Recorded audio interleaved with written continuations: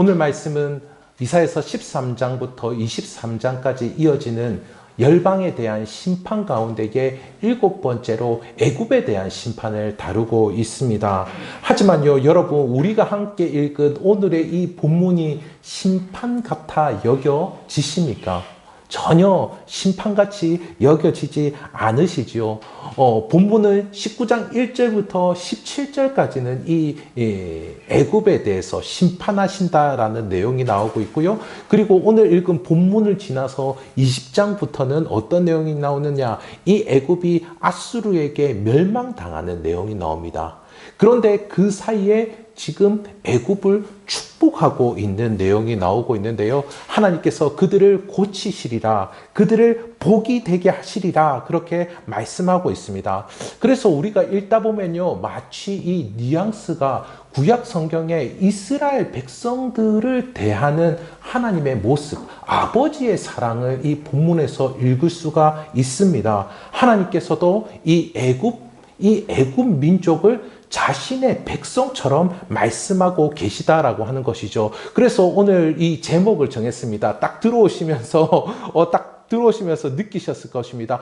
제목이 야곱의 축복이 아니네? 우리는 야곱의 축복을 너무 잘 알고 있지만은 오늘의 제목은 애굽의 축복입니다. 여러분, 우리는 애굽 하면은 떠오르는 생각이 출애굽기, 그 장면을 많이 떠오를 것입니다. 이스라엘 백성들을 붙잡아 놓고 그들을 절대 놓아주지 않죠. 왜 놓아주지 않는지 잘 아시죠? 그들을 노예로 부려먹을 수 있으니까 놓아주지 않습니다. 하나님께서 모세를 통하여서 이 이스라엘 백성들을 애굽에서 데리고 나가려고 그렇게 안간힘을 쓰지요. 하나님을 예배하는 백성이 되도록 그렇게 그들을 붙잡아 이끌어내시는데, 그것 가운데에 이 이집트가, 애굽이 놔주지 않으니까 10가지 재앙을 내리지 않습니까? 10가지 재앙을 내려도 이 이스라엘 백성들을 놔주지 않는 아주 이 잔혹한 애굽임을 우리는 볼 수가 있습니다. 급기야 나중에는 이 홍해 바다가 갈라지는 그 순간 이스라엘 백성들이 기적같이 지나가지 않습니까? 그런데 거기까지도 이 애굽의 군인들이 따라왔다라고 하는 것을 우리는 너무나 잘 알고 있죠. 하나님의 백성들을 괴롭히고 하나님의 뜻을 어그러뜨리는 이들이 이 애굽 백성들이었다라고 하는 것을 우리는 보았는데요. 그런데 세상에 이 애굽에게 복을 주시다니요. 심지어는 이 애굽을 자신의 백성으로 여겨 주시다니요. 어떻게 성경에 이런 내용이 나올 수 있습니까? 라고 많은 이 유대인들은 생각을 했을 것입니다. 그런데 우리는 이것이 하나님께서 아브라함에게 주신 하나님의 비전임을 너무나 잘 알고 있습니다. 이스라엘로 하여금 복이 되게 할 뿐만 아니라 그 일을 통하여서 열방이 복을 받게 하시겠다라고 말씀하죠. 그리고 이 구약 성경의 흐름은 무엇입니까? 이스라엘 백성들이 아무리 복을 줘도 복을 다른 사람에게 흘려보내지 못합니다. 그리함에도 불구하고 하나님께서는 열방을 축복하신다라고 하는 것을 우리는 볼 수가 있죠. 지금의 우리들 역시 마찬가지 아니겠습니까? 애굽 사람들처럼 우리 역시 이방인이죠. 하지만 하나님께서 우리에게 복을 주셨습니다. 하나님의 자녀로 우리를 택하여 주셨지요.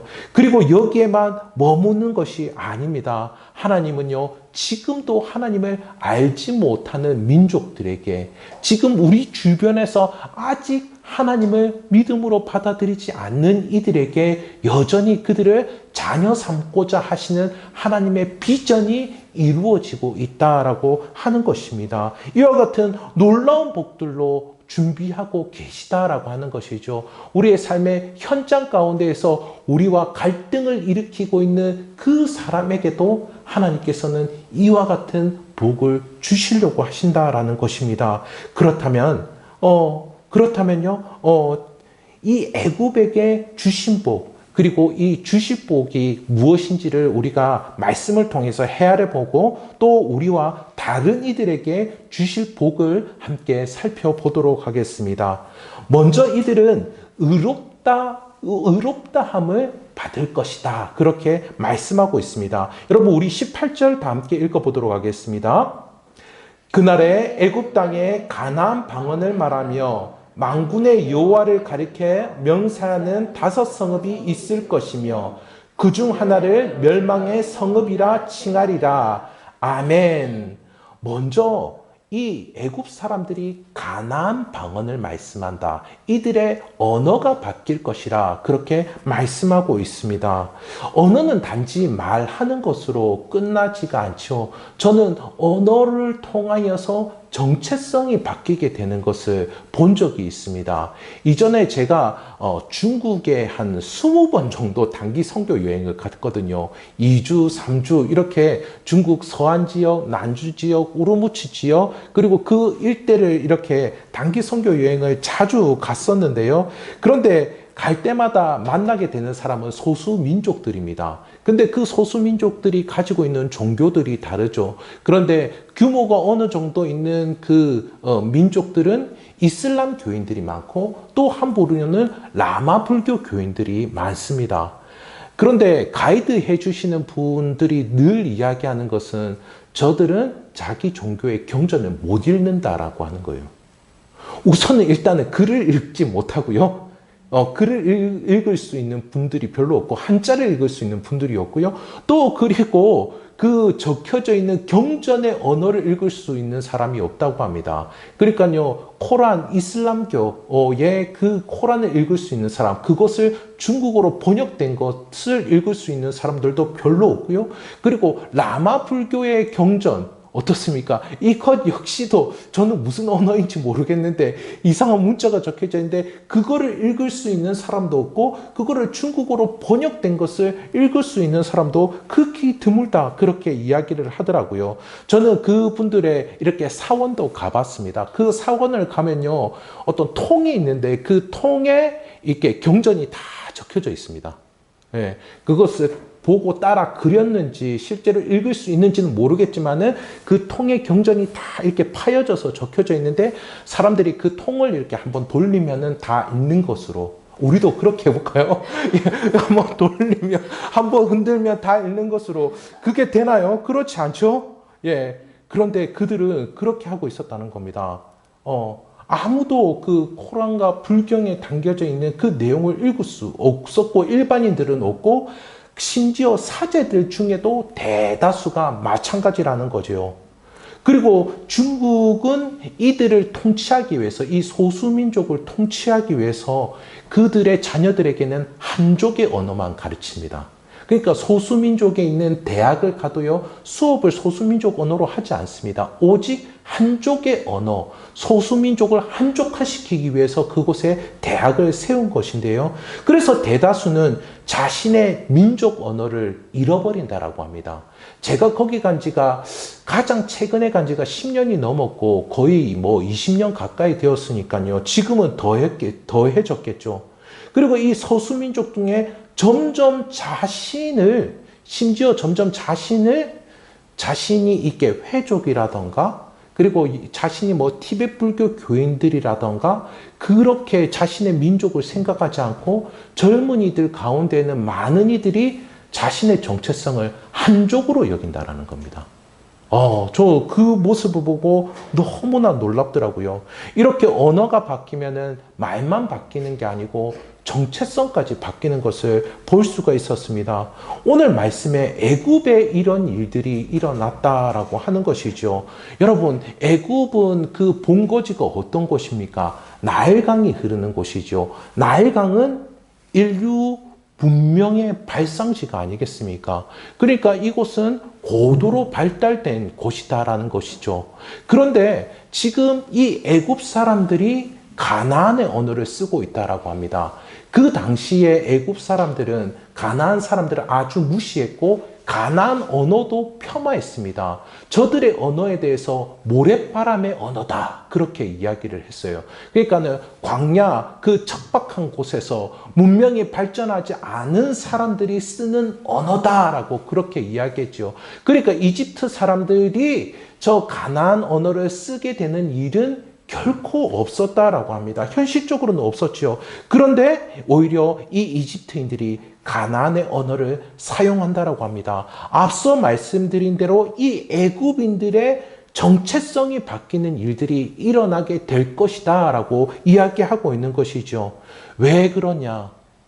이 애굽인들이 더 이상 자신의 문명의 혜택으로 만족하지 않겠다라는 겁니다. 잘 먹고 잘 사는 것으로 나는 이제 만족하지 않는다라고 이야기하는 것이죠. 이들이 하나님을 찾고 하나님을 구하게 되는 일들이 일어나게 될 것이라는 겁니다. 나의 행복이 하나님께 있다라고 하는 것을 이야기하고 있는 것이죠. 그래서 애굽인들 역시 하나님의 백성이 되고자 소원하는 마음들이 일어나게 되는 것입니다. 이렇게 말은 중요하다라는 것을 볼 수가 있죠. 말을 통해서 그 사람의 중심을 알 수 있고 그 사람의 존재가 바뀌어지는 일들이 일어나게 되는 것을 우리는 볼 수가 있습니다. 여러분, 은혜를 알고 하나님의 성품을 경험한 사람 어떻습니까? 그 사람들은 언어가 다르더라고요. 저는 어릴 때부터 한 20몇 살까지 신앙이 없었기 때문에 저가 쓰는 언어와 이게 정말 인격적으로 우리 주님을 만난 사람들의 언어가 너무나 다르다는 것을 저는 많이 경험했습니다. 정말 은혜를 알고 하나님의 성품을 경험한 사람들은 판단하는 말을 많이 안 쓰더라고요. 그분들은요, 오히려 믿음의 언어, 소망의 언어, 사랑의 언어를 많이 사용하는 것을 볼 수가 있습니다. 이런 거죠. 저 친구는 이런저런 문제가 있어. 그런 말들을 많이 사용하지 않는 것을 볼 수 있습니다. 하지만 이 은혜 가운데 있는 사람들은 참고 기다려 봅시다. 하나님께서 만져주실 것을 기대해 봅시다. 하나님의 귀한 자녀가 아닙니까? 이렇게 이야기를 한다는 겁니다. 하나님의 사람으로 정체성이 새로워졌고 새로워질 것을 말한다라고 하는 것이죠. 좋은 말과 덕담 정도의 이야기를 하는 것이 아닙니다. 하나님의 역사를 믿으며 하나님께서 그 사람 가운데 일하실 것을 기대한다라고 하는 것이죠. 우리도 이렇게 우리의 정체성에 걸맞는 언어를 사용할 수 있게 되기를 간절히 소원합니다. 이어서 애국 가운데에 하나님의 이름으로 맹세하는 5 성읍이 있다라고 그렇게 이야기하죠. 하나님의 이름으로 맹세를 한다라는 것은 하나님께 내 운명이 달렸습니다라고 이야기하면서 간절히 기도하는 사람이다라고 하는 것입니다. 그런데 여기 5 성읍이 의미하는 것이 무엇일까요? 당시 이 애굽, 이집트는 아주 큰 나라이기 때문에 성읍이 3만 개 있었다라고 합니다. 그렇다면 이 5 성읍이 있었다라는 것은 굳이 이거는 걸 이야기하냐 이렇게 이야기할 수 있습니다. 5은 너무 작지 않습니까? 그런데요, 히브리 사람들에게 있어서 5이 상징하는 것은 무엇이냐면요, 이 숫자가 비록 작은 수다라고 할지라도 이 숫자를 통하여서 변화가 일어날 것이다 라고 하는 그런 의미 있는 숫자가 바로 숫자 5입니다. 의미 있는 숫자 중에 가장 작은 수지요. 여러분, 우리도 그렇지 않습니까? 많은 분들이 신년이 되면 하나님을 알고 하나님을 사랑하고자 경건의 시간, 그리고 성경 읽는 시간, 이것을 가지려고 하지 않습니까? 그런데요, 여러분이 혹시 그 시간을 하루에 7시간, 8시간씩 이렇게 가지시는 분 혹시 계십니까? 예, 저 외에 혹시 그러신 분이 계시면 저와 함께 하시면 되겠습니까? 그러신 분들이 없다라는 것이죠. 하루에 30분, 1시간은 또 너무 많다 그렇게 이야기하시는 분들도 있습니다. 그렇게 하루에 30분을 해보겠다 이렇게 다짐하죠. 그런데 그 30분이 어떤 시간입니까? 그냥 30분이 아니죠. 하루 24시간 중에 48분의 1, 50분의 1밖에 안 되네, 이것이 아니고요. 그 30분의 시간을 통하여서 통하여서 어떻게 하겠다는 겁니까? 오늘 하루의 삶도 하나님의 은혜 가운데 보내겠습니다. 오늘 하루의 삶도 하나님의 뜻 가운데 살겠습니다라고 하는 이 결단이 담긴 것이고, 이것을 통하여서 우리의 삶을 변화받고자 하는 소망을 가지게 되죠. 그렇습니다. 이렇게 하여서 우리의 일주일, 1년 평생을 변화시켜 간다라고 하는 것이죠. 그러니 이 5 성읍을 통해서 전 애굽이 변화를 받을 것이다 라고 하는 것을 이야기해 주고 있는 것입니다. 그런데 그 중에 10성읍, 그 5 성읍 가운데에 멸망의 성읍이라 불리는 성읍이 있다, 그렇게 이야기합니다. 여러분, 지금 계속해서 물론 앞뒤로 심판이 있었지만 지금 계속해서 축복의 이야기를 하고 있지 않습니까? 이들이 하나님을 찾게 되고 하나님의 백성이 되었다, 이렇게 이야기하지 않았습니까? 그리고 변화받을 것을 기대하고 있는 내용을 이야기하고 있는데, 그런데 그 이름 중에 하나가 멸망의 성읍이다, 그렇게 이야기하고 있어요. 그래서 왜 이렇게 자연스럽지 않은 단어가 등장했을까? 많은 분들이 이 해석을 하는 데 있어서 많이 헷갈려 했습니다. 그런데요, 그 성경 가운데 조금 설명이 붙어 있는 성경을 보면요, 이 멸망의 성읍에 각주가 붙어 있는 것을 볼 수 있습니다. 보통 1괄호, 2괄호 이렇게 해가지고 각주가 붙어 있는 것을 볼 수 있는데, 그 각주에 태양의 성읍이라고 되어 있을 것입니다. 태양의 성읍이요. 그리고 이것이 무엇이냐면요, 이 사본 가운데에 어떤 사본을 통하여서 번역을 했는지에 따라서 이게 조금 다르다, 그렇게 이야기를 하는데요. 그런데 이 글자가 굉장히 오묘합니다. 이 멸망과 태양, 히브리어로 발음이 똑같습니다. 헤레스 이렇게 발음하는데요.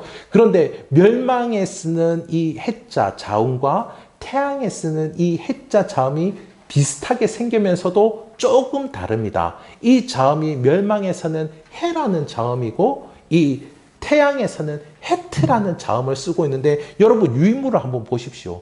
유인물을 보시면요, 어떻습니까? 어떻게 보면 정말 똑같이 생겼지 않습니까? 그렇죠? 어떻게 보면 정말 똑같이 생겼는데 정말 왼쪽 이 한 끗 차로 조금 다르다라고 하는 것을 볼 수가 있습니다. 그래서 어떤 사람들은 이 애굽이 하나님의 백성이 되는 게 너무 배가 아프고 자존심이 상해서 이 헤트를 해로 바꾸지 않았을까, 그렇게 이야기하는 사람들도 있는데요. 그런데 이 구약 성경 어떻습니까? 예수님이 말씀하신 아람어, 예수님이 주로 썼던 언어는 아람어인데, 아람어로 번역한 성경을 보면요, 이것을 태양의 성읍으로 번역하고 있습니다. 또 뿐만 아니라요, 초대교회에 제롬이라는 아주 뛰어난 신학자가 있었는데, 그가 많은 사람들에게 성경을 읽히기 위해서 라틴어로 번역한 성경 가운데도 이 태양의 성읍이라고 되어 있습니다. 그런데 이것을 그렇다면 어떻게 봐야 하는지, 그것을 알 수 있는 성경이 있는데요. 그것이 뭐냐면요, 70인경입니다. 70인경이 뭐냐면요, 예수님의 제자들 가운데에서 70인들이 이 구약의 성경을 신약의 언어인 헬라어로 번역한 겁니다. 그러니까 구약의 언어는 히브리어지 않습니까? 그런데 이 히브리어를 헬라어로 번역한 구약 성경이 바로 이 70인역인데요. 그런데 이 70인역을 보면은 그 성경의 표현을 우리말로 직역했을 때 이것입니다. 의의 성읍이다, 이렇게 나옵니다. 의의 성읍. 이것이 무슨 말일까? 풀어서 보자면 이것입니다. 그 도시, 이 성읍은 원래 태양의 성읍이었습니다. 태양의 성읍. 그러니까요, 그 사람들이 칭했던 도시의 이름은 헬리오폴리스입니다. 지금 저쪽에 송파구에 가면 헬리오시티가 있는데, 헬리오시티에 정말 필적한 아주 놀라운 고대 도시입니다. 놀라운 고대 도시 헬리오폴리스, 그리고 성경에는 베세메스라는 그런 도시인데요. 그런데 그 도시에는 이 애굽인들이 최고의 신으로 여겼던 라라는 태양신이 있습니다. 라라고 불렸던 태양신. 그런데 라라고 불렸던 이 태양신을 2500년 전, 3000년 전부터 이 애굽 사람들이 섬겼습니다. 그러니까 이 헬리오폴리스에는 그 신을 섬기는 신전이 있었던 것이죠. 그런데 이 헬리오폴리스가 어떻게 되냐면요. 예수 그리스도가 이 땅 가운데 오시고 그리고 수많은 이들이 복음을 전파했을 때 사료에 의하면 마가가 전했을 것이다 많이 생각하는데, 그런데 이곳 가운데에 복음이 전파되었을 때 그곳에 태양신을 숭배하는 이 신전이 무너진 겁니다. 멸망당한 겁니다. 2500년 동안 3000년 동안 내려왔던 태양신 숭배하는 그 관습, 그 문화, 그 종교가 그곳 가운데에 사라지게 되었다라고 하는 것이죠. 그래서 이곳은 태양의 성읍인과 동시에 멸망의 성읍이고, 그리고 70인경을 번역한 사람이 의역을 했을 때 이곳은 하나님의 은혜를 입은 의의 성읍이다, 이렇게 표현을 한 것입니다. 애굽이 복음으로 말미암아 변화되었다라고 하는 것을 이야기해 주고 있는 것이죠. 그들에게 있었던 뿌리 깊은 관습, 종교, 이 모든 것들이 다 변화를 받게 되는 것입니다. 그리고요, 그들은 하나님을 예배하게 되는 그런 복도 받았습니다. 그들도 예배하면서 이스라엘처럼 예배하면서 기도하게 되었는데요. 우리 19절과 20절의 말씀 읽어보도록 하겠습니다. 제가 19절을 읽고 여러분이 20절을 읽으면 되겠습니다. 그날에 애굽 땅 중앙에는 여호와를 위하여 제단이 있겠고 그 변경에는 여호와를 위하여 기둥이 있을 것이요. 이것이 애굽 땅에서 왕들의 여호와를 위하여 징조와 전조가 되리니 이는 그들이 그 압박을 가지고 말미암아 여호와께 부르짖고 여호와께서는 그들에게 한 구원자이자 보호자를 보내사 그들을 건지실 것이니라. 아멘. 땅에 제단을 쌓는 일, 성경에서 그게 제일 처음 어디 나오면요, 창세기 12장에서 나옵니다. 아브라함을 하나님께서 부르시고 그를 약속의 땅, 가나안 땅으로 옮기셨죠. 하나님께서 그에게 이야기하셨습니다. 이 땅을 너와 내 후손에게 주겠다, 그렇게 말씀하셨죠. 그때 이 아브라함이 하나님께 감사를 드리며 또한 하나님의 뜻에 따라 살고자 그렇게 충성을 맹세하며 그렇게 드렸던 것이 바로 이 제단이었던 것입니다. 그리고 이 제단을 쌓던 그 일 외에 그 이후에 이 기둥을 세우는 일이 첫 번째 어디냐 나오냐면요, 창세기 28장에 이 야곱과 관련된 이 일화 가운데에 나오고 있습니다. 이 야곱이 이름 자체가 야비안이라는 뜻이지 않습니까? 아버지와 형을 속이고 그가 도망치는 그 길 가운데에서 이가 하나님을 만나게 되죠. 그때 하나님께서 이 야곱에게 이렇게 이야기하십니다. 이 땅을 너에게 주겠다. 그리고 내가 너를 떠나지 않겠다, 그렇게 이야기합니다. 그래서 이 야곱이 자신이 자고 있던 돌베개를 세워서 그곳 가운데에서 하나님께서 나에게 약속해 주셨다라는 것을 기념하는 것으로 세웠다라고 하는 것이죠. 하나님의 약속을 그가 공식적으로 받아들이면서 그것 가운데에 나도 약속을 지키며 살겠습니다라고 하는 것을 나타내 주는 것이 바로 이 돌기둥이었다라고 하는 것입니다. 여러분, 이렇게 지금 이 말씀은요, 창세기 믿음의 인물을 다루는 것처럼 이야기하고 있다라는 겁니다.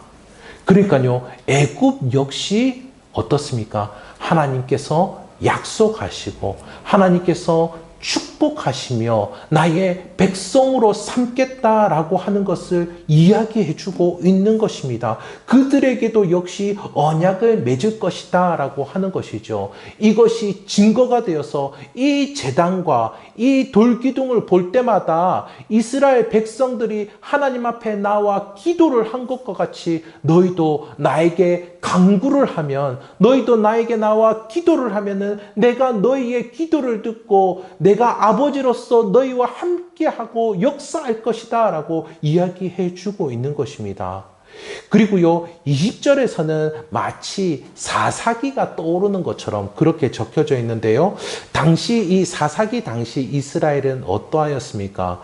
그들은요, 하나님의 뜻을 떠났고 하나님의 말씀에 따라 살지 않아서 이방인의 압제를 받는 상황 가운데 있었습니다. 그와 같은 상황 가운데 힘들고 어려울 때마다 누구를 찾았을까요? 우리가 부모를 찾는 것처럼 하나님을 간절히 찾고 부르짖었죠. 그때마다 하나님께서 그들을 구원할 사사를 보내주었습니다. 이 문구가 똑같다라고 하는 것이죠. 20절 하반절 여러분 보십시오. 유인물을 통해서 보면은 제가 이렇게 구분해 놨습니다.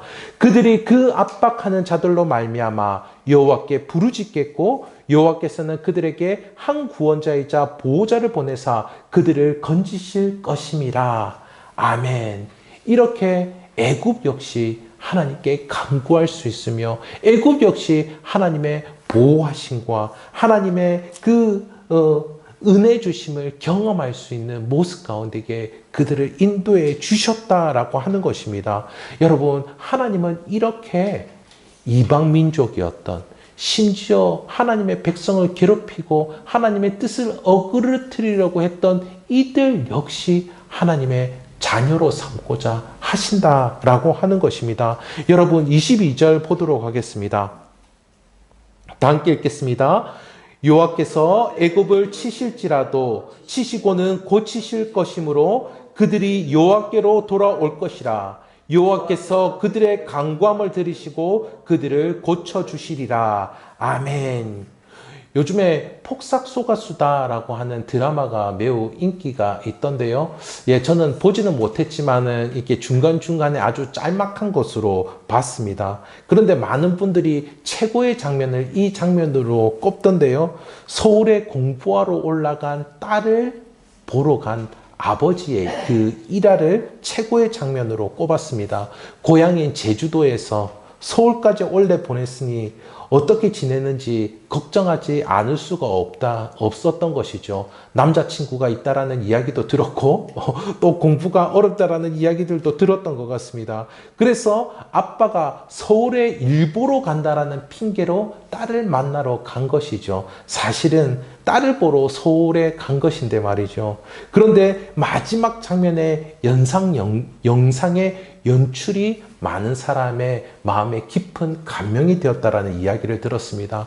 아빠가 버스를 타고 떠나는데 딸을 계속해서 쳐다보고 있는 것이죠. 버스는 가는데. 그런데 그 장면에서 이 장성한 딸의 모습이 어린 딸의 모습으로 싹 변하는 그 모습. 부모의 눈에는 아무리 장성한 딸이라고 할지라도 여전히 자기의 딸이다라고 하는 것이죠.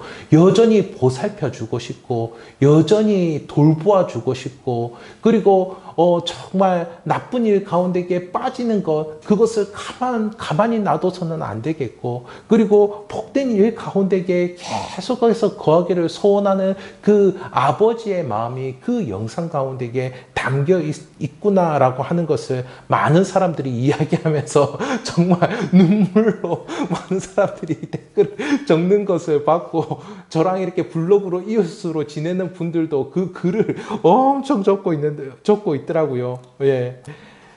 여러분 어떻습니까? 자녀는요 이렇게 눈을 떼지 못하고 보살피는 것이죠. 잘못을 했다면요 고치고 필요가 있다면요 돌볼 것입니다.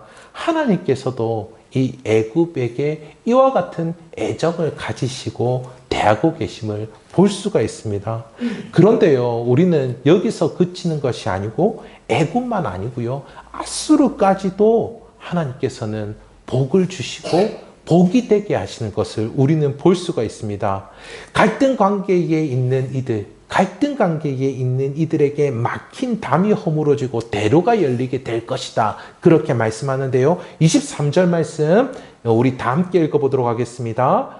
그날에 애굽에서 아수르를 통하는 대로가 있어 아수르 사람은 애굽으로 가겠고 애굽 사람은 아수르로 갈 것이며 애굽 사람이 아수르 사람과 함께 경배하리라. 아멘. 애굽과 아수르는 두 강대국입니다. 두 강대국이죠. 아수르는 저 북쪽에 있고 저 북쪽에 티그리스강, 유프라테스강 그쪽에 있는 그 문명 발생지에 있는 그 큰 나라가 아수르이고요. 그리고 남쪽에 나일강에 있는 그 큰 나라가 이집트이지 않습니까? 이 남유다의 히스기야 시대는요. 아수르가 워낙 강성하여서 이 애굽과 유다가 힘을 합쳐서 아수르를 몰아내는 그런 장면이 나오고요. 그리고 이후에 요시야 시대 때는요. 이 이집트가 워낙에 힘이 커가지고 아수르와 유다가 힘을 합쳐서 이 이집트, 애굽 세력을 몰아내는 그런 이야기가 나옵니다. 그리고 실제로 어떠했죠? 이 요시아가 애굽과 전쟁을 하다가 죽게 되는 일들이 발생하게 되죠. 유다는 어떻습니까? 두 강대국 사이에 있는 아주 작은 서국입니다. 그러니까요, 고래 싸움에 새우등이 터지는 그런 형국이죠. 그런데 이사야서를 보면요, 특히 이 대로가 많이 나옵니다. 대로가 많이 나옵니다. 그런데요, 이 유다나 그 북이스라엘에는 대로가 거의 없습니다. 왜냐하면요, 지형 자체가 아주 거칠고 언덕이 많은 그런 지형이기 때문에 이곳에는 대로가 펼쳐져 있지 않고요. 대신 나일강 유역인 이 애국과 저쪽에 있는 그 유역, 그 티그리스 유프라테스 강이 있는 그쪽에 아수르에는 대로들이 참 많죠. 그런데 그 사이에 그들만의 대로가 아니고 그 사이에 아수르와 애국을 잇는 대로가 놓여지게 된다. 그렇게 이야기하고 있습니다. 그러니까 이 유다에게 있어서 대로라는 것은 어떤 것이냐면요, 자신들은 거칠고 높은 지형 가운데 살아가기 때문에 길이 놓여지지 않는다라면은 그들은 소외돼 버리고 단절돼 버리고 분리되어져 버리고 마는 것입니다. 그래서 이 대로를 쓴다라는 것, 대로라는 것은 무엇이냐면은 그것 가운데는 소외됨이 없고 분리됨이 없고 적대함이 없다라고 하는 것을 비유로 이야기하는 것이죠. 그런데 이 일들이 어디에서 일어난다고요? 애국과 아수르 사이에서 일어나게 된다라는 것입니다. 그들 간의 적대적인 그 관계들 가운데에 머물지 아니하고 서로 싸우는 일이 그쳐지고 분리되는 일이 없이 함께 할 것이다 라고 이야기하죠. 서로 왕래하면서 정말 놀라운 일이 벌어지는데 그것 가운데 어떤 일이 벌어지죠? 오늘 말씀에서 그들이 하나님을 경배하는 일이 벌어지게 된다 말씀하고 있습니다. 그들 모두가 하나님을 경배한다라고 하는 것이죠. 이스라엘만이 아니요 아수르와 애굽도 그와 같은 모습 가운데 있을 것이다 말씀하고 있습니다. 하나님을 아버지로 여기고 하나님의 은혜 가운데 살아가는 그들이 있게 된다 말씀하고 있습니다. 여러분, 지금 우리가 살아가는 이 세상은 갈등이 극에 달하고 있는 모습이죠. 제가 최근에 한 신문평론가의 글을 보았습니다. 이거 뭐 편집하면 되니까요. 한국경제의 평론가의 글을 보았는데 그분의 표현에 의하면요, 우리나라의 모습이 남미의 그 갱들이 패싸움하고 있고 국가와 싸우고 있는 모습 가운데 있는 그런 내란을 벌이는 형국과 같다. 그렇게 꼬집는 글을 읽어보았습니다. 최근에 정치인들의 모습을 보면요, 상대편 정치인의 생명을 앗아가는 이야기까지 하고 있는 것을 볼 수가 있습니다. 요즘 이런 상황 중에 기도하는 교회들이 참으로 많은 것들을 볼 수가 있는데요. 여러분, 이런 갈등이 어떻게 하면 잠잠해질 수가 있을까요? 양보를 하면 될까요, 여러분? 타협을 하면 될까요? 아니죠. 모두 다 한 분 하나님 앞에 머리 숙여 예배하는 것밖에 없는 줄 믿습니다. 없는 줄 믿습니다. 제가 여러 기독신문을 보면서 그곳 가운데 신앙을 떠나게 된 많은 사람들을 봤는데요.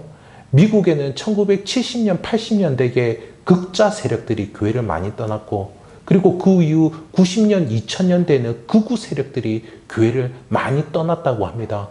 결국에는 교회를 이용하는 사람들이 교회를 다 이용해 먹고 그냥 떠난 것이다 라고 밖에 보여지지가 않더라고요, 여러분.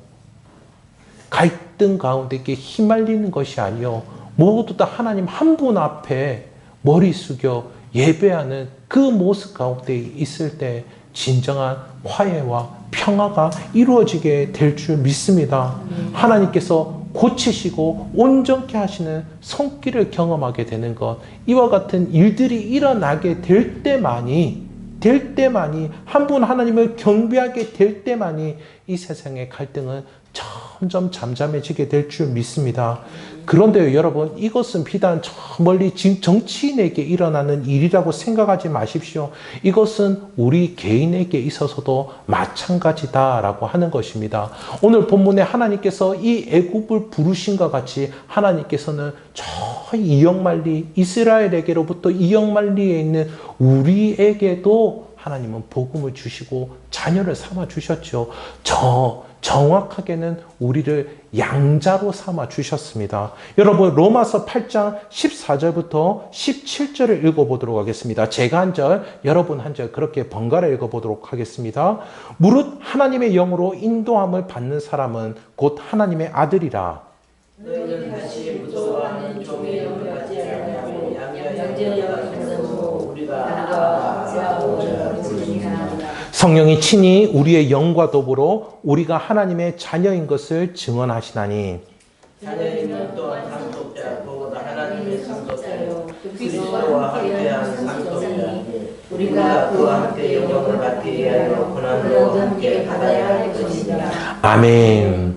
우리는 양자하면은 천대받는 서자, 아버지를 아버지라 부르지 못하는 홍길동인가요? 그 사람을 생각하게 되는데, 그러나 로마서가 쓰여질 당시의 문화는 그렇지 않았습니다.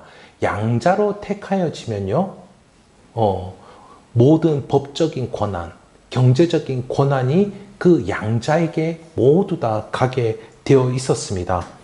자녀와 같은 그런 부모와 같은 신분과 명예와 그리고 그 권한을 가지게 되어 있었던 것이죠. 그런데 이런 일들이 어떻게 해서 일어난다고요? 성령의 역사 가운데 일어나게 됩니다.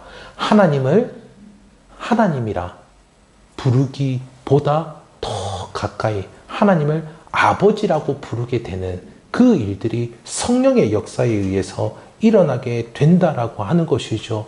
정말 자신의 인생, 어떻게 보면 그 이전까지는 가진 것으로 내 인생을 설명해야 되고, 배운 것으로 내 인생을 설명해야 되고, 여러 가지 수완 좋은 것으로 내 인생을 설명해야 되는데, 이제부터는 달라진 것입니다. 성령의 역사함으로 말미암아 내 아버지가 하나님이고 나는 하나님의 자녀이다, 이런 고백을 할 수 있게 된 놀라운 일들이 벌어지게 된 것이죠.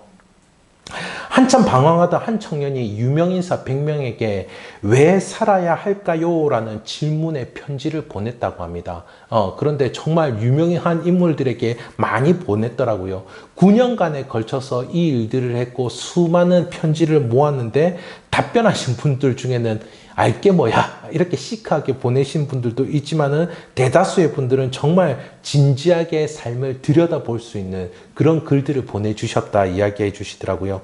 어떤 분은 사랑하는 삶을 사는 것, 어떤 분은 사랑과 주변의 그 아름다움을 누리면서 사는 것, 어떤 분들은 가족과 친구와 함께하는 것, 어떤 분들은 추상적으로 정체성과 소속감을 가지는 것, 그것이 인생의 의미다, 이렇게 많은 분들이 답변을 보내주었다라고 합니다. 그 친구는 아직도 답을 찾지 못했다, 그렇게 이야기를 하더라고요. 그리고 최근에는 구글 검색으로 인생의 의미를 찾아보았는데 97억 개가 나왔다, 그렇게 이야기를 합니다. 인생의 의미에 대해서 그림과 아티클과 여러 가지 글들이 97억 개가 나와서 자기는 종잡을 수 없다, 그렇게 이야기를 하는 것을 들었습니다. 그런데요, 이 글들을 보면서 여전히 많은 사람들 중에는 돈이 많은 것으로, 유명한 것으로, 능력 있는 것으로 의미 있게 지낼 수 있는 인생의 나날은 별로 없구나라고 여기는 사람들이 많다라는 것을 보았습니다. 참 현명한 사람들이 많다는 것을 보았습니다.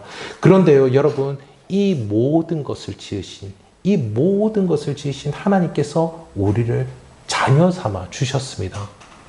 세상에 있는 것으로는 우리를 설명할 수 없습니다. 왜냐하면 세상에 있는 것보다 우리가 더 큰 존재이기 때문입니다. 돈으로 우리를, 이 세상의 명예로 우리는 그것보다 훨씬 더 큰 존재이기 때문에 그것으로 우리를 이야기해 줄 수가 없습니다. 그렇다면요, 우리의 정체성, 우리의 인생의 의미를 이야기해 줄 수 있는 것은 오직 한 분, 우리 하나님밖에 없는 줄 믿습니다. 모든 것을 지으신 그 크신 하나님만이 우리가 누구인지 설명을 해 줄 수가 있겠죠. 제가 한참 20대였던 20대 제가 21살, 22살 때 IMF 사태를 경험했는데 그 당시에 이와 같은 어려운 상황을 벗어나기 위해서 삼성경제연구소에서 한 분이 이 책을 썼습니다. 책의 제목이 존재혁명이었습니다. 그분은 많은 것들을 다 더 많이 알고 있었겠죠. 저희들보다. 삼성경제연구소에 있었으니까요. 인터넷이 발달되고 정보가 넘쳐나고 있는데 왜 이렇게 사람들의 삶은 어려울까? 그 이야기들 하면서 이것에 대한 여러 고민들 가운데 그분이 이 이야기를 하시더라고요. 우리가 이제 살아가야 할 모습은 기술과 경영, 이런 것들을 개발하는 것이 아니고 바로 우리 존재를 바꿔야 된다 라고 이야기하면서 존재혁명이라는 단어를 썼는데요. 그런데 이 책의 제목 그대로 10여 년이 지난 한 3년 정도 지나서 강준민 목사님이라는 분이 비전과 존재혁명이라는 책을 냈습니다. 그래서 그때 한참 기독교인들 가운데에서 이 존재혁명이라는 단어가 유행했던 것 같은데요. 이 땅에서 하나님의 자녀로 살아가는 것, 혁명적인 일입니다. 혁명적인 일이요. 이 땅의 질서, 관습을 뛰어넘는 삶을 살아가는 것이죠. 여러분, 그런데요, 이 존재혁명은요, 결코 우리보다 하등한 것으로 오지 않습니다. 우리보다 하등한 것으로 우리의 존재를 혁명시킬 수 없습니다. 돈으로도, 그리고 수완으로도, 이 땅에 있는 그 어떤 것으로도 우리의 존재가 혁명되지 않는다라는 것이죠. 오직 우리를 만드신 하나님만이 우리를 새롭게 해주실 수 있지, 새롭게 하실 수 있음을 믿습니다. 여러분, 우리는 누구입니까? 여러분, 우리는 누구입니까? 하나님의 자녀죠? 여러분, 하나님의 자녀라는 이 명예로운 신분 잊지 마시고 굳건하게 지켜나갈 수 있기를 간절히 소원합니다. 또한 하나님은 갈등 속에 있던 이들과 함께 복을 받도록 하심을 우리는 볼 수가 있습니다. 24절과 25절이죠. 그 나라 이스라엘이 애굽 및 아수르와 더불어 셋이 세계 중에 복이 되리니 이는 만군의 여호와께서 복주심에 이르시되 내 백성 애굽이여 내 손으로 지은 아수르여 나의 기업 이스라엘이여 복이 있을지어다 하실 것임이라. 애굽을 자녀 삼아 주시시 아수르도 자녀 삼아 주실 것입니다. 양자됨의 축복을 주실 것입니다. 그리고 더 나아가 이들 모두 복을 받는 정도를 넘어서서 복이 되게 하실 것입니다. 그들을 통하여서 복을 받는 이들이 있게 하신다라고 하는 것이죠. 그들이 복이 되어 복을 주는 자가 되는 것입니다. 여러분, 애국과 같이 우리가 하나님께 의롭다 여김을 받고 하나님의 자녀가 되었습니다. 그리고 애국과 갈등 속에 있던 아수르도 이렇게 변화가 된다면 여러분, 이 애국 사람들이 아수르를 어떻게 봤을까요? 보게 될까요? 우리와 갈등 관계 속에 있던 이들이 하나님의 자녀가 된다라면은 여러분 어떠실 것 같으세요? 갈등 관계에 있는 사람이 하나님 야속해요. 이런 인간적인 마음이 들 수도 있을 것 같습니다. 하나님 어떻게 이러실 수가 있으신가요? 어떻게 그런 사람들도 축복하시고 훌륭한 사람이 되게 하실 수가 있으신가요? 하지만 하나님은 애국 같은 우리도 사랑하셨습니다. 그리고 오히려 우리를 복되게 하시고 우리를 통하여서 복받는 자들이 있게 하셨습니다. 여러분, 현재의 애국, 그러니까는 이집트는요, 인구의 9% 정도가 예수님을 믿는다고 합니다. 대부분은 동방 종교의 전통의 콥틱 교인들인데요. 어떻습니까? 지금 이집트의 상황은 그리 좋지는 않은 것 같습니다. 위에는 아주 중동의 세력이 크고 그리고 밑에는 아래로는 아프리카입니다. 그리고 이 이집트는 내랑도 극심했다라고 하는 것은 우리는 알 수가 있습니다. 이집트의 교회 지금 그 어느 나라보다도 많이 기도하는 교회로 알려져 있습니다. 그 국제적인 상황과 자신의 국내적인 상황이 여의치 않은 그 상황 가운데에서 정말 많이 기도하는 교회로 알려주고 있습니다. 하나님의 고쳐주심을 간절히 바라고 있는 것이죠. 이처럼 우리나라의 형편과 그리고 우리의 개인의 상황 속에서 이와 같은 중보 기도가 있기를 간절히 소원합니다. 말씀을 맺도록 하겠습니다. 열방을 살리시고 구원하시는 이 하나님의 놀라운 비전을 바라보시기를 소원합니다. 하나님의 자녀된 은혜로 함께하는 이들을 축복하시는 저와 성도님들 되시기를 우리 주님의 이름으로 축복합니다.